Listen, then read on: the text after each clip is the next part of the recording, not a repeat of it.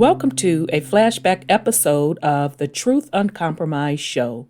To listen to this episode in its entirety, click the link in the description below.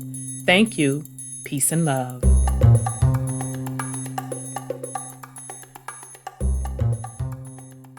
think this is it. And this is online, family. You can download a copy, which I encourage you to do. I got it off the site www.narfnarf.org. You can literally download you a copy. Okay, so and I'm just downloading one on this PC because I didn't read it off of this PC. Okay, so American Declaration on the Rights of Indigenous People, adopted at the third plenary session held on June 15th, 2016. So that wasn't too long ago at all. What, 2 years ago? All right. That's what I get now. I done lost my damn link. Okay, here we go. The General Assembly, recalling the contents of Resolution AG /RES 2867, and then they give the volume number, draft American Declaration of the Rights of Indigenous People. So that's where ADRIP comes. That's the abbreviation of ADRIP, as well as all previous resolutions on this issue. Recalling also the Declaration on the Rights of Indigenous People in the Americas, documented AG/December 79, and then it gives the volume of that volume number of that, which reaffirms that progress in promoting and effectively protecting the rights of the indigenous people of the Americas is a priority for the Organization of the American States. Okay, so we know what the member states are because we just read it off of that OAS document, okay? So this applies to all of the Americas. Okay, recognizing the valuable support provided by the member states, okay, we just talked about the member states, observer states, the organs, agencies, and entities of the Organization of American States for the process within the working group to prepare the draft American Declaration on the Rights of Indigenous People. Okay, so that first sentence, just note that they're calling out all of those member states, so all of those 35, that see how slick they are with it? Got folks running around calling them countries, okay? But it's still part of the Americas. But this one particular sentence is putting them all on notice, saying any of your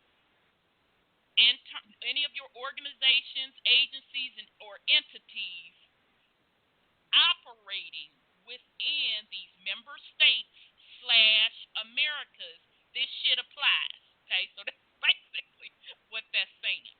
Okay, recognizing as well the important participation of indigenous people of the Americas in the process of preparing this declaration and taking into account the significant contribution that the indigenous people of the Americas have made to humanity.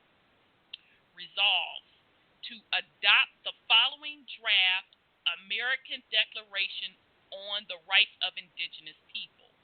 Okay, and so they have two footnotes. The first footnote, they have footnote 1 and 2.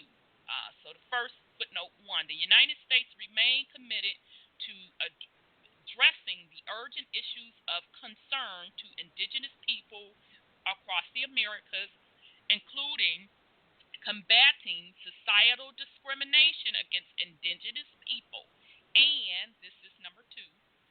Footnote 2, Canada reiterates its commitment to a renowned relationship with its indigenous people based on recognition of rights, respect, cooperation, and partnership.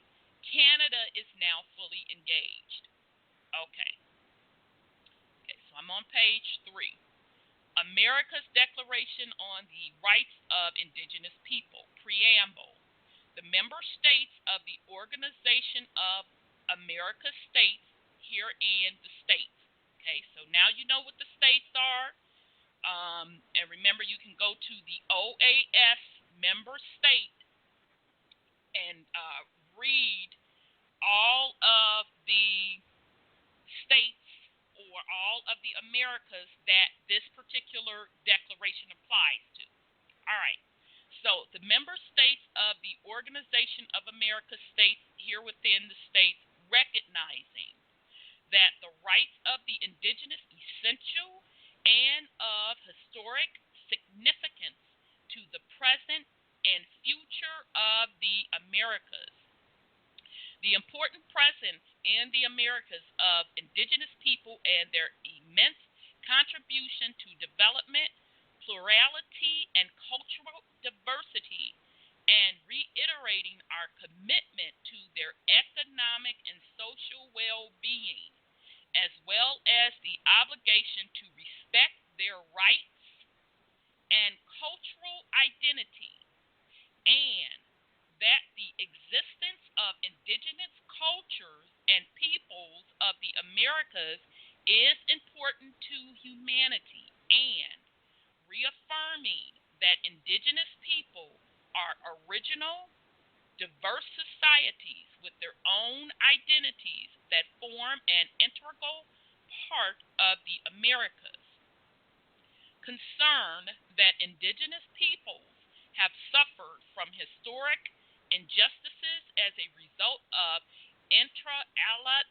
their colonization and dispossession of their lands, territories, and resources, thus preventing them from exercising, in particular, their right to develop in accordance with their own needs and interests.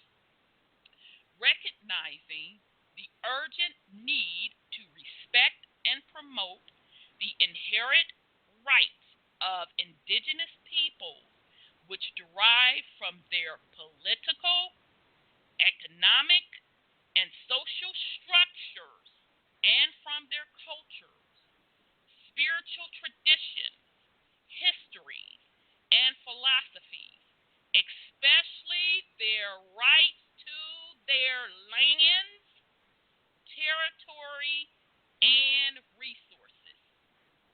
So I'm going to stop, get me a sip of water. In case somebody want to put something on there, Brother Sean, Sis Sandra, family callers, press *1 to get in the queue. Excuse me, y'all. What I want to say is that I was reading something from the Native Americans. They have been forcing or supporting that ADRIP because obviously they got a wrong understanding of who they are.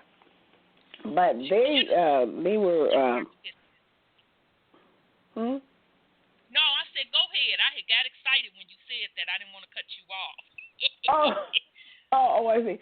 So they have been supporting it through their campaigning, and all this kind of stuff. And I said, that's interesting that they would try to garner support in all their tribes to support that. Because I went and I registered for something, if I can find an email to it. I registered for legal stuff as an American Indian, and it was the Native Indians that responded because they're the ones who stand behind that ADRIP stuff. So I just think it's just interesting that they would even stand behind that when in 2009, to get Medicare, they have to have, I think, 50% of American Indian in them to get it. Right. So they should understand what that means, American Indian versus Native American Indian. But I guess they're not getting it.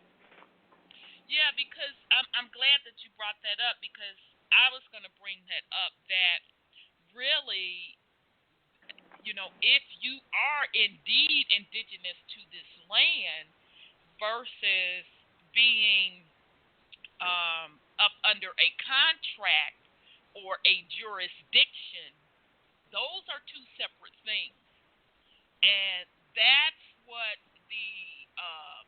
a lot of these Native American tribes, and most of them that are receiving the benefits and that have cut a deal with the U.S. court, is going to find out pretty quickly. Because if you're indigenous to the land, then this stands as it may. But if you're not, and you were classified as native, that's two separate things. And they're soon going to learn that real quick. And Trump card being who he is, playing both sides of the house, like I've always said, he's been testing these boundaries with the Native Americans and taking away those benefits, etc. Okay. Right. So again, I just make sure that we understand that just in a couple of sentences, it says that it is important that indigenous people and have a right to, and they have the commitment to their economic and social well-being, as well as respect to their rights and cultural identities. And then it goes down and says that recognizing the urgent need to respect and promote the inherent rights of indigenous people which derive from their political is the key wording, the U.S. Corp's political, the indigenous people's political, economical, social structure derived from their culture's tradition, and especially their rights to land, territory, and resources. Okay, so that's powerful out the gate. So here we go. Recognizing further that respect for indigenous knowledge, cultures, and traditional practices contribute to sustainable and equitable development and proper management of the environment. That says a mouthful. So as indigenous to this land, the pollution of the land is not supposed to be going on. Indigenous people stacked up in projects, living in motherfucking ghettos, it's not supposed to be going on. Okay, so let me go on. Bearing in mind the progress achieved at the international level in recognizing the rights of indigenous peoples, especially the 169 ILO Convention and the United Nations Declaration of the Rights of Indigenous People. And I thought that I had looked up that ILO. Let me see. I thought that I did. Yep, I looked it up. Okay, so bear with me here. All right, so we're not missing nothing, goddammit. So here is what they're talking about, that ILO. ILO, and they literally have their own website. This is www.ilo.org, International Labor Organization. And the name of this is Indigenous and Tribal Peoples Convention. This was back in 1989, number 169. This was the Convention Concerning Indigenous and Tribal Peoples in Independent Countries. Okay. All right, so this is pretty long. I'm just going to read the preamble and in the rest of the article through yourself.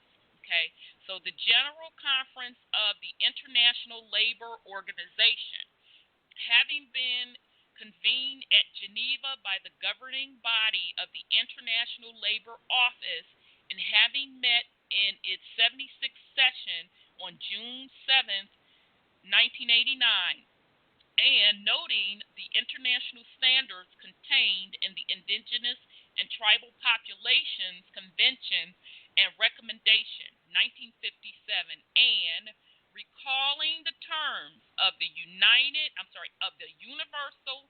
Declaration of Human Rights. So that's that UNDRIP, the International Covenant on Economic, Social, and Cultural Rights, the International Covenant on Civil and Political Rights, and the many international instruments on the prevention of discrimination, and considering that the developments which have taken place in international law since 1957, as well as developments in the situations of indigenous and tribal peoples in all regions of the world, have made it appropriate to adopt new international standards on the subject with a view to removing the assimilationist orientation of the earlier standards. Okay, so in other words, they had to come back to the table and revamp their bullshit. Previously, it was for the indigenous people to assimilate under the colonization rule. Okay, so that's what that was all about, that particular sentence. Recognizing the aspiration of these people to exercise control over their own institutions, ways of life, and economic development, and to maintain and develop their identities, languages, and religions within the framework of the states in which they live, and noting that in many parts of the world, these people are unable to enjoy their fundamental human rights on the same decree as the rest of the states which they live, and that their laws, values, customs, and perspectives have often been eroded, and calling attention to the contributions of indigenous and tribal people to the cultural diversity and social and ecological harmony of humankind, and to international cooperation and understanding, and noting that the following provisions have been framed with the cooperation of the United Nations, the Food and Agricultural Organizations of the United Nations, the United Nations Educational, Scientific, and Cultural Organization, and the World Health Organization, as well as Inter-American Indian Institute at appropriate levels and in their respective fields, and that it is proposed to continue this cooperation in promoting and securing the application of these provisions. And having decided upon the adoption of certain proposals with regard to the partial revision of the Indigenous and Tribal Population Convention of 1957, and they're referencing number 107, which is the fourth item on the agenda of the session, and having determined that these proposals shall take form of the International Convention revising the Indigenous and Tribal Population Convention of 1957, adopts the 27th day of June of the year 1989, the following convention, which may be cited as the Indigenous and Tribal Peoples Convention 1989. Okay, so again, you can read the rest. They have how many articles in here? Oh, I might want to read this. I might have to come back. Did you read this, Sean? Not all of it. Yeah, I it's read the pretty powerful. preamble just like you did. Yeah, but and you can read through it, family. Some of it is going to be repetitive and ADRIP, but there is 44 articles. Okay, and that's no accident. 4 plus 4 is 8. You know, 8 is infinity. Okay, but among those articles in the sections, it talks about land. It talks about condition of employment, vocational training, security and health, and education, communication, contracts, etc. So it's a good read, but a lot of it we're going to cover in ADRIP. But I'm sorry. Go ahead, sis. Go ahead. I'm going to bring up a spiritual side of this stuff that's printed in the Bible. It's Psalms 83. Now, Psalms 83 said that they came together and they made a covenant among themselves to take us down. And they used the word, so the name of Israel will be remembered no more. The Butler, Horace Butler's book, tells you that same drama about how they got over here to the Americas, which is really God's people, the Most High's people, whatever you want to call them. That's your thing. But this is his land, and he's established us here on this land. And they all went into contract, the Moors, Moabites, all of them, with the Europeans to take us down. The French, the Russians, the Germans, the United States, the Dutch, the Spanish, all of them. It took all of them to take us down. Not just a few of them, but all of them. They had to attack the northern half of us, according to Horace Butler, and then they got the Central South America part of us once they came in against us. That fits the scripture. It fits Psalms 83 because they all got together and took us down. The problem is everybody who's still under that doctrine of Christianity believes Israel is over there. But that scripture is talking about the nation that's remembered no more, and that's the indigenous people of this land. And they call us American Indians. They do not remember us anymore because, as you said in the beginning of that thing, they try to assimilate us into their cultures. But it's kind of hard to assimilate this color. There's no way in the world they're going to assimilate this color. But they tried really, really hard to destroy us with their diseases, with their wars, with their language, with their spells, their technology. They've done everything that scripture says that they would do to quote-unquote Israel, so the name of Israel cannot be remembered anymore. But the name of Israel is being remembered. They took that name, and they're using that name to pretend like they're us. But that's not what that scripture was talking about. Because they weren't taken down like that. We were. Right. All of them got together to take us down. It took massive amounts of them to get together to take us down. And they've been fighting us for years and years and years until somebody in our culture, and I ain't going to call names, got together, you know who I'm talking about, Brother Sean, got together and worked with them to help them to take us down. Because we did not agree, but we went down, and they're the ones who did it, and it fits Psalms 83 to a T. And for those who still on Christianity, you just think about that. Indeed, sis. Let me see. I think 832. So let me get to you before I get back into. And just to let the family know, I was reading that ILO 169 ILO to let you know that all of that declaration, and that's at the international level, is also included in ADRIP. Okay, so Okay, so let me bring on 832. Here we go, brother 832. Okay, peace and love, brother.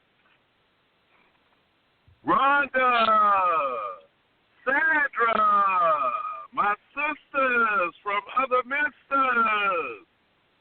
Feathers up, niggas down. Sean, my brother from another mother. I'll be Indeed. sitting on the throne, looking from down on high. You know, have you seen Dane's latest one? Just came out probably in the last week or so, talking about nationality specifically. You might want to look that up, Rhonda. Okay, I haven't seen it yet. Let me percolate. I'm paraphrasing some of the things that he puts out as far as nationality, and I love how he goes back to the Webster's Dictionary of 1828 because we really have to deal with the context of the root. Chief Warhorse, you've shared that before, and Sandra, you were knocking it all up and down, outfield, left field, center field, right field, wall since we're in the run-up to the World Series. Amazing how the white man always thinks he's the center of the world, right? You don't have to compete against anyone else. He competes against himself and then declare himself the master of the universe. However, what he says in the definition of nationality, and I'd like to put it in a context that I've been percolating on the past couple of days. The simplest way of defining it is a national is a person owing permanent allegiance to a state. And I'd like us to contemplate that simple definition in what I'm going to share with you tonight. This is my 2 cents. You know, this is my story. I'm sticking with it. As we go, and I think they call the process an authenticated birth certificate. And as we acquire these things, an infant cannot declare allegiance to the state of their birth, can they? Nope. In addition, the mother and the father are coerced to commit a fraud when we're talking about these birth certificates. Now, put that aside for a second. We'll get back to that eventually in our discussion. But no matter how old you are, how long you've walked the face of this earth, you have it. Only you can do this because even your parents are not you. They are only half of you. Only you can declare. And here's the reason why I'm bringing this up. You just talked about UnCONPromeyezed. That was the United Nations Declaration of Rights for Indigenous People that you were referencing, right? There's another document you want to put side by side with that that's in Dane's documentary is the Universal Declaration of Human Rights. And I'm paraphrasing now what this declaration says, that every human being has a right to a nationality. Right. And I will put that in parentheses, including humanity, okay? But there is a definition of nationality that we need to consider as I will propose. As you declare, and I mean permanent allegiance, to the state of your birth, we will start this journey that we've been discussing for weeks now, Rhonda, about finding out who you are, what your family is, and what your genetic lineage, okay? Right. But by starting there, you declare allegiance to the state of your birth, and here's the reason why. You will have one basis of nationality. Because the United States citizen, that's a question he asks, and knee-jerk response from most of us, even those of us who are conscious and enlightened, would say yes. However, the United States is not a state.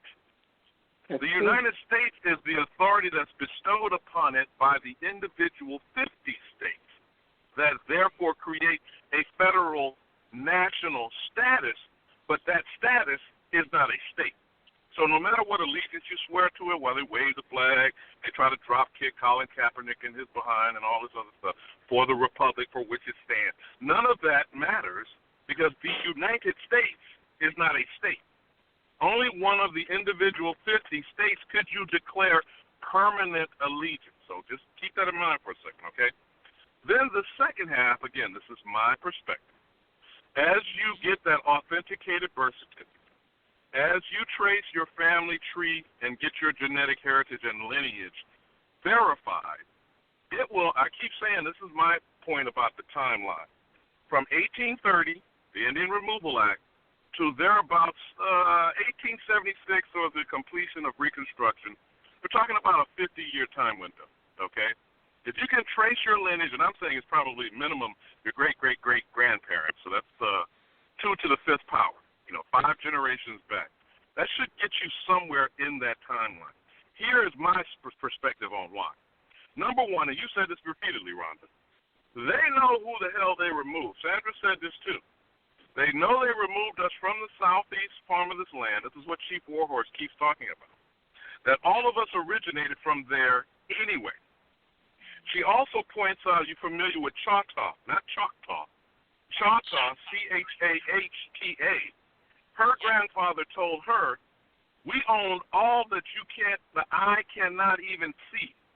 And what was considered their land, and Choctaw, by the way, Sandra, is the Native American designation of God's people, by the way, went from the peak of the Appalachian Mountains, which is really near the Canadian border, to what we call Mexico today, or the Gulf of Mexico.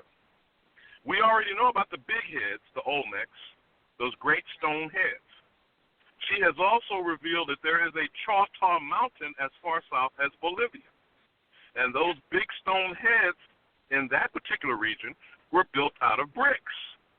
So the Choctaw, we can already geographically state, as Sandra has shown, that these God's people go from Bolivia to Canada. Okay, just use that for just context for a minute. So now, when we go genetically trace ourselves to this time window I'm saying from 1830 to 1876, find out whatever tribe that is, I don't care what it is, you're going to find some tribe at the end of that trail. A tribe or a group of people, by definition, is a nation. Not a geographic boundary, not some lines drawn down on a piece of paper.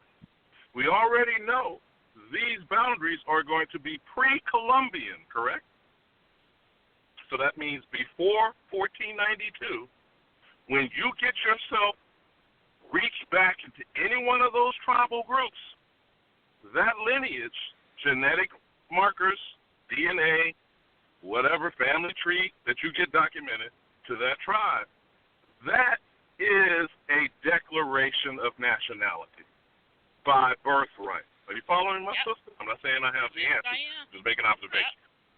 Yep. So you declare your allegiance, your permanent allegiance to the state of your birth, which, by the way, is going to be revealed to be the land of some Native American, or excuse me, to be more accurate, some American Indian not taxed. And this is the last log I want to throw on the fire, Rhonda. In the Constitution, that is one of only 2 populations that are identifiably described. The first false premise is that the citizen of the United States is white, male, free, over 21, and landowning, correct? The only other population identifiable in the Constitution is Indians not taxed. So you know that cuts the legs out of the foul, corrupt, lying, fraud, Mongoloid, Caucasoid amalgamation. So when we do these 2 tracks of journeys and searches of what I'm describing, we should find ourselves solidly placed within a tribal group of Indians not taxed, with our permanent allegiance to the state of our birth. Any one of the 50, I prefer to think the lower 48, because Alaska and Hawaii is going to find itself in a different designation. They're kind of similar to the Republic of Texas because they were actual independent nations that were then co-opted in this United States corporation. But you get the point that I'm making. So when we pursue this course, and that's why I'm very excited about this latest documentary by Dave, when we pursue this course and we consider, again, this is my spin, this is my 2 cents to put on the pot, that we find our allegiance through our birthright and the state of our birth. That is a declaration. We find our genetic markers, DNA, family history, back to one of our tribe of indigenous, autochthonous Indian nations, neither of which can be arbitrarily denied by these European Caucasoid demons and the United States corporation. And I'll wrap up with this, my sister. If we go and keep feeding this lie about Kunta Kinte, and this African version of what our supposed story is, even in the context of that ignorance, since you cannot be arbitrarily denied your nationality equals your humanity, in our experience, chattel slavery in North America that made it unique in the peculiar institution was the first time ever that a slave status was placed on the womb of the indigenous female population to this land.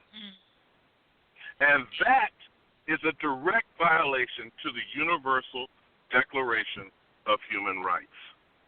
They have not only deprived us of that for centuries, by the way, they continue to act in arrogance that we are some form of property to them. So I know I've said a lot here tonight that I'm going to wrap up as I always do at the base of the original Negroid, Africoid, Indigenous, autochthonous female version of the Statue of Liberty, where the time is up for your tired, poor, huddled masses yearning to breathe free, because the fire is going, the charcoal's getting hot, and the barbecue is fixing, because you ain't got to go home, but you got to get the hell up out of here. And I yield. Indeed, brother. Thank you so much for your input. It's interesting that I'm glad he brought up the Choctaw Nation, which part of my heritage is that as well. I was just before we came on air, I was looking at the city in Ohio. I'm like, where's this city located? So I pull up Google Maps, and I just feel all the way out, because in Ohio they had a river named Choctaw, and I just feel all the way out. I'm like, they fucking keep telling on themselves. It's right here. It's right here. So I just fell all the way out. And then they also had one of the Indian tribes from South Carolina. They had named Catawba, something after them as well. So thank you for that, brother. Very, very good job. I want to bring up something my son told me. You know, on the back of your Social Security card, there's a red number. Yes, ma'am. And you could look up that number, and my son said that all of us is in Cleveland. And I said, we are? He said, yeah. You know why we're in Cleveland? You know, wonder what he's referring to. Yeah, your Federal Reserve route number. The Federal Reserve route number, but it's all in Cleveland. Why?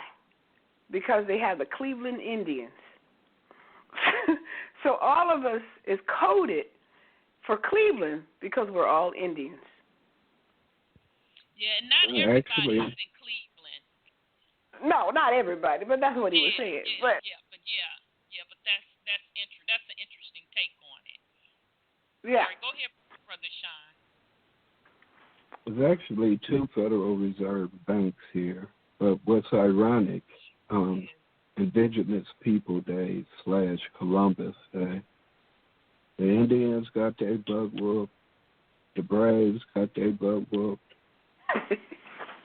and I think the Redskins got their butt whooped that day. Oh my! They gonna try to put out something. They can go on with the fuckery now, because as they putting that out, Mama Earth is putting her shit out, and I don't have time to go over it tonight. I'll squeeze it in next week, but they're behind the scenes putting out scientific articles talking about the electromagnetic field heating up the planet and becoming very active, and talking about the Arctic melting. So I have two articles to share on that, and this one travel article actually broke down a lot of tools in the Arctic. So I'm saying all that to say they know what time it is. And what age we're in, they're just hoping and praying No, we don't. that we don't, and we're not going to follow through with it, and it's not going to happen. Because even if we were, as the indigenous people across this planet, decided to sit on our ass, Mama ain't going to sit on hers. So they can forget that. But that's a very good point, Brother Sean, because even in Columbus, Ohio, they did the shit slick. I was straight rolling. They just came out and said, "Oh yeah, by the way, we're not celebrating Columbus Day this year. State employees, bring your motherfucking ass into work. You ain't getting the day off. We're gonna celebrate Veterans Day." And they told them they're doing that because of budgetary cuts. So, I just kind of cracked up because around the country, or the states, what they're calling states, they're not recognizing Columbus Day anymore. They're renaming it Indigenous Peoples Day. But that's a very good observation, Brother Stein. But they can go on with the fuck. That ain't changing nothing. Because you're big anyway. I'm sorry, go ahead, brother. To give you a different perspective in your narrative as you proceed, think about the fact that the EU is part of those member states, and there's something like 69 states over in Europe. Yes. And then also think about the fact that those member states still carry colonial names. They didn't change them back to indigenous names. Yeah, that's a very, very good point. States of OAS. And when we get into ADRIP, you're going to see how that applies. Okay, so hold on a second, because all of a sudden my link, now I got to research for my damn link.